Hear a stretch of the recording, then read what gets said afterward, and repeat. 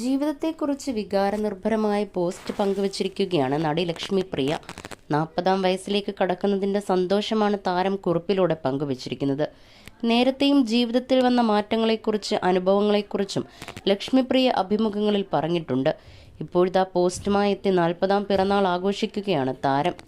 എന്തിരുപത്, മുറിവ് 30, അറിവ് 40, മുറുമുറുപ്പ് 60. എല്ലാത്തിനെയും ചോദ്യം ചെയ്യുന്ന 20കളും അനുഭവങ്ങളുടെ മുറിവുകൾ കൊണ്ട് പിടഞ്ഞ 30കളും താണ്ടി തിരിച്ചുവരവുകളുടെ 40കളിലേക്ക് ലാൻഡ് ചെയ്യപ്പെട്ടിരിക്കുന്നു.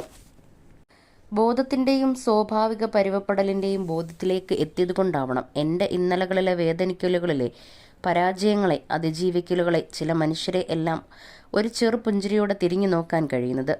മുമ്പൊരിക്കൽ പറഞ്ഞതുപോലെ, നാറാണത്ത ഭ്രാന്തൻ കല്ലുരുട്ടി മല കയറ്റുന്നത് പോലെ എത്തിയെന്ന് വിചാരിക്കുന്നിടത്തു നിന്നും വീണ്ടും ഉരുണ്ടുരുണ്ട് താഴേക്ക് പതിക്കുന്ന ജീവിതം. സന്തോഷങ്ങൾക്കും നിരാശകൾക്കും ഒരേ നിറം, ഒരേ ഭാവം, മനസ്സ് നിറയെ കൃതാർത്ഥത മാത്രം. ലഭിച്ച അനുഗ്രഹങ്ങൾക്കും സൗഭാഗ്യങ്ങൾക്കുമെന്നും ലക്ഷ്മിപ്രിയ പറയുന്നു. സബീന അബ്ദുൽ ലത്തീഫ് എന്നായിരുന്നു താരത്തിൻ്റെ ആദ്യ പേര്. വിവാഹശേഷമാണ് ലക്ഷ്മിപ്രിയ എന്ന പേരിലേക്ക് മാറിയത്. നന്ദി ആർക്കൊക്കെയാണ് താൻ പറയേണ്ടതെന്നും ലക്ഷ്മിപ്രിയ പറയുന്നു.